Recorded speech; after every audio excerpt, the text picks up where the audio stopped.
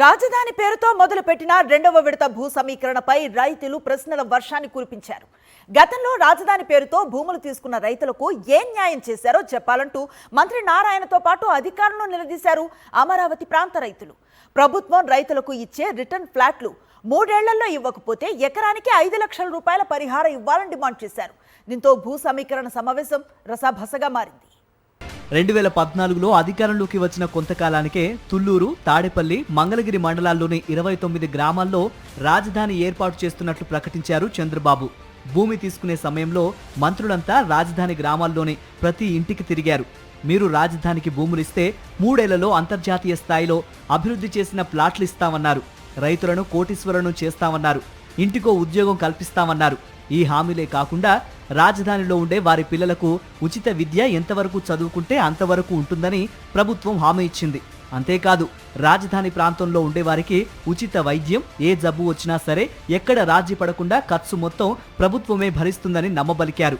గ్రామాల్లో మౌలిక వసతులు కల్పించడానికి ప్రతి గ్రామానికి 50 లక్షల రూపాయలు, నిరుద్యోగులకు వడ్డీ లేకుండా 25 లక్షల రూపాయల రుణం, భూముల మీద ఆధారపడిన కుటుంబాలకు రాజధాని ప్రాంతంలో ఉపాధి దొరకదు కాబట్టి వారందరికీ ఏడాది పొడవునా జాతీయ ఉపాధి హామీ పథకం కింద పనులు కల్పించడం, వృద్ధాశ్రమాలు ఏర్పాటు చేయటం వంటి ఎన్నెన్నో హామీలిచ్చారు.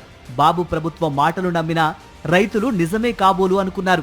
మొదటి విడత భూములిచ్చారు. చంద్రబాబును నమ్మిన రైతులకు కాలక్రమంలో వాస్తవాలు తెలిసొస్తున్నాయి. చంద్రబాబు యథావిధిగా హామీలకు తూట్లు పొడుస్తున్నారనే విషయం తెలిసొచ్చేసరికి జరగాల్సిన నష్టం జరిగిపోయింది.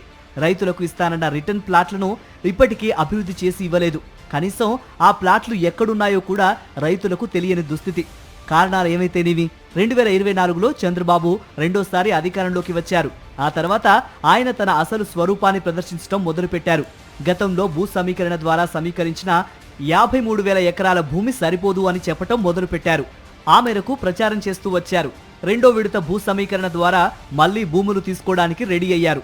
అమరావతి, తుళ్లూరు మండలాల్లోని పలు గ్రామాల రైతుల నుంచి 16,562 ఎకరాల భూమిని సమీకరించాలని భావించారు. ఈ భూములతో పాటు అసైన్డ్ భూమితో కలిపి మొత్తం 20,494 ఎకరాలను రెండో విడత తీసుకోవాలని భావించి జీవో జారీ చేసింది చంద్రబాబు సర్కార్. ఈ నేపథ్యంలో భూ సమీకరణలో భాగంగా బుధవారం నాడు తుళ్లూరు మండలం వడ్డమానులో రైతులతో సమావేశం నిర్వహించారు మంత్రి నారాయణ. ఈ సమావేశంలో రైతులంతా గతంలో రాజధాని పేరుతో భూములు తీసుకున్న రైతులకు మీరు ఏ విధంగా న్యాయం చేశారో చెప్పాలని ముక్త కంఠంతో ప్రశ్నించారు. రాజధానికి చట్టబద్ధత ఉందా అని మంత్రి నారాయణ్ని నిలదీశారు. చంద్రబాబు ప్రభుత్వం పైన తమకు నమ్మకం లేదు కాబట్టి 3 ఏళ్లలో అభివృద్ధి చేసిన ప్లాట్లు తిరిగి ఇవ్వకపోతే ఖచ్చితంగా సంవత్సరానికి 5 లక్షల రూపాయల నష్టపరిహారం చెల్లించాలని డిమాండ్ చేశారు. ప్రభుత్వం 3 సంవత్సరాల లోపల అభివృద్ధి చేసినటువంటి ప్లాట్ని మీకు ఇస్తాము అని చెప్పేసి హామీ ఇస్తాం జరిగింది. మేము దాన్ని అగ్రిమెంట్లో కండిషన్గా పెట్టమని చెప్పేసి ప్రధానంగా డిమాండ్ చేయడం జరిగింది. 2014 భూ సమీకరణ చట్టంలో లోపభూయిష్టత ఉంది. ఫార్మర్కి, రైతుకి సరైనటువంటి హక్కులు లేవు. వాళ్ళకి న్యాయపరమైనటువంటి భద్రత లేదు. పని పూర్తి చేయలేనటువంటి పక్షంలో మేము పరిహారంగా సంవత్సరానికి 1 ఎకరానికి 5 లక్షల రూపాయలు పరిహారం ఇచ్చేలాగా అగ్రిమెంట్లో కండిషన్ పెట్టండి అని చెప్పేసి మేము గతంలో గ్రామ సభ జరిగినప్పుడు కూడా ఇప్పుడు కూడా మేము ప్రధానంగా డిమాండ్ చేయడం జరిగింది. 2014లో భూముల విలువ ఎంతో, ఇప్పుడు భూముల విలువ ఎంతో ప్రభుత్వం తెలుసుకోవాలని రాజధాని ప్రాంత రైతులు డిమాండ్ చేస్తున్నారు. 10 ఏళ్ల క్రితం రాజధాని రైతులకు ఇచ్చిన పరిహారం ఇప్పుడు ఇస్తామంటే కుదరదని తేల్చి చెబుతున్నారు. భూములిచ్చే రైతులకు ప్రభుత్వం ఇస్తామంటున్న ప్లాట్ల సైజు పెంచాలని డిమాండ్ చేస్తున్నారు. ఇచ్చిన ప్రతి హామీ 3 ఏళ్లలో అమలు చేయలేకపోతే ఖచ్చితంగా ప్రభుత్వం దానికి పరిహారం చెల్లించాలని డిమాండ్ చేస్తున్నారు. 2014లో 29 గ్రామాలకు ఏ ప్యాకేజీ ఇచ్చామో అదే విధానం మీ దగ్గర కూడా అమలు చేస్తామని అన్నారు.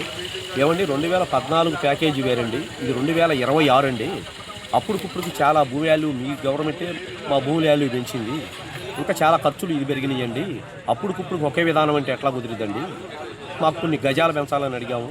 గజాలు, కౌలు విషయం, రుణమాఫీ, మా నిర్ణీత కాల వ్యవధిలో డెవలప్మెంట్ ఒకటి, ఇంకా కొన్ని సమస్యలు ప్రభుత్వం దృష్టికి మేము మంత్రి గారి దృష్టికి తీసుకెళ్ళాము. మా 7 గ్రామాల్లో కూడా ఆ సమస్యలు రాకుండా ముందే జాగ్రత్త పడాలని చెబుతున్నాము. మా సమస్యలు పరిష్కరిస్తే మేము భూ సమీకరణకి వ్యతిరేకం కాదు, డెవలప్కి వ్యతిరేకం కాదు. రైతులు అడిగిన ప్రశ్నలను మంత్రి నారాయణ, ఎమ్మెల్యే శ్రవణ్ కుమార్ జీర్ణించుకోలేకపోయారు. అమరావతి చట్టం ఉంది, అభివృద్ధి కోసం ప్రభుత్వాన్ని రిక్వెస్ట్ చేస్తాం, 3 ఏళ్లలో అభివృద్ధి జరగకపోతే రైతులు కోర్టుకు వెళ్లొచ్చు అంటూ తప్పించుకోవాలని చూశారు. అంతే తప్ప రైతులు అడిగిన ప్రశ్నలకు చిత్తశుద్ధితో నమ్మకంగా సమాధానం చెప్పలేకపోయారు.